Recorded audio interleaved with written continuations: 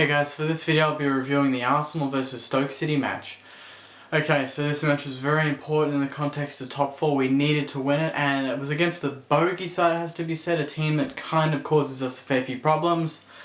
But in this case we got the win. Lucas Podolski free kick, a bit of a deflection.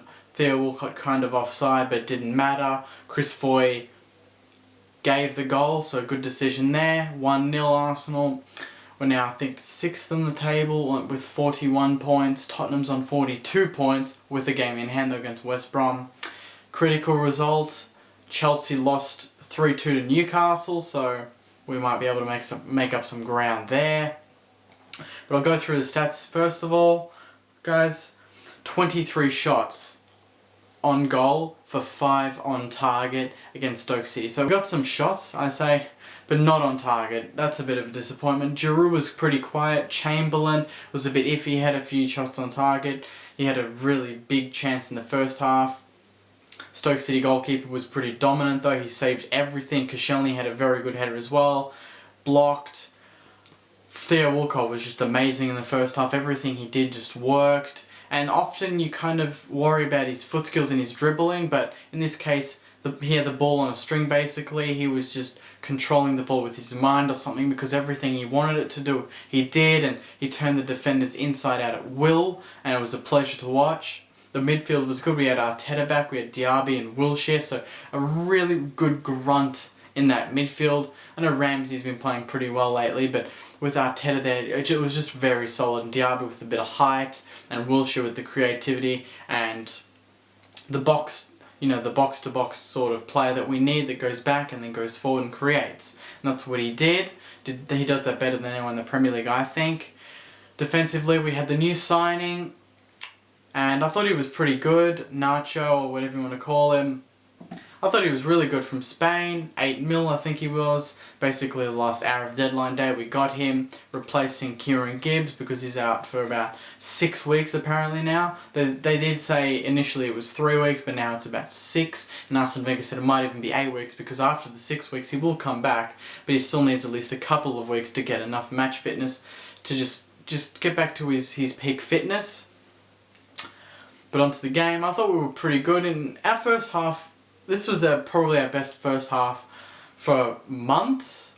Our first halves have been terrible lately, and our second halves have been great, but I think in this game it was kind of the opposite. Our first half was better than our second half, yet we scored in our second half.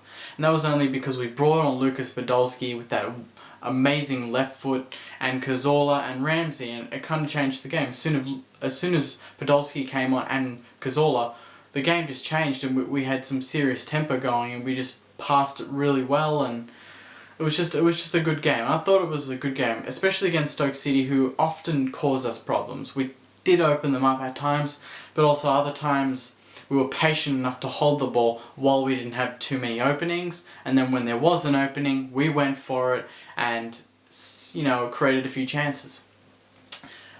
Walcott again, he was just critical on the wing, turning the defenders inside out.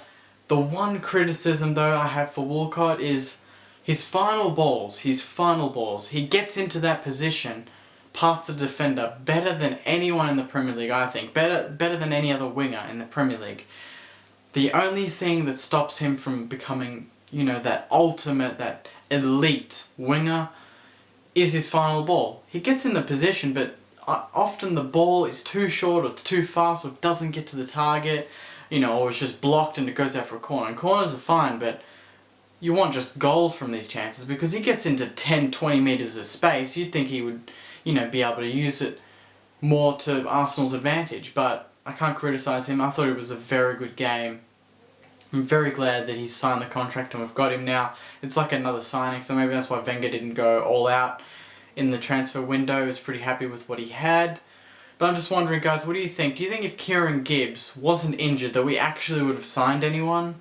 And if he wasn't injured and we didn't sign anyone right now, and we had exactly the same team as we did at the start of the transfer window as we do now at the end of it, would you be happy? Would you be frustrated? Would you care at all? Or would you just say that, yep, that's fine, I understand why Wenger's doing it? Or would you say Wenger out because he didn't buy anyone, even though they said we had about 50 million or 70 million or whatever it was to buy some players, and we still didn't. And then again, another side to it, do you think Wenger was kind of forced into buying someone because Kieran Gibbs was injured, or he actually still wanted to buy someone? And then that raises a few questions that if Gibbs wasn't injured, then he wouldn't have he would have gone and got anyone. So it's a bit of a massive hypothetical, but I thought I'd throw it out there and see what you guys think. I thought Podolski was good when he came on. I thought Wilshere was very good. Arteta was good.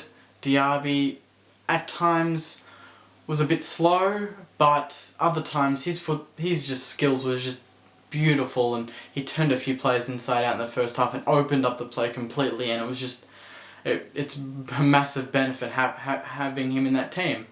And finally we have some depth. We had Cazorla on the bench, we had Podolski on the bench, Ramsey on the bench, Vermaelen wasn't playing, Gibbs wasn't playing, and yet that lineup still looked very strong, and Chamberlain finally got a go.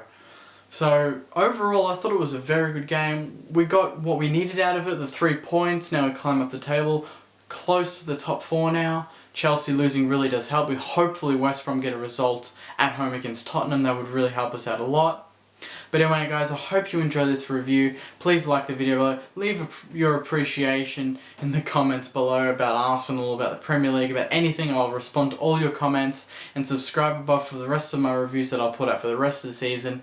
And also my FIFA 13 videos that I've been making recently, and I've been editing them all day today. So there's going to be a lot of them coming out pretty frequently now, so keep up to date with that. But in the meantime guys, have a good week.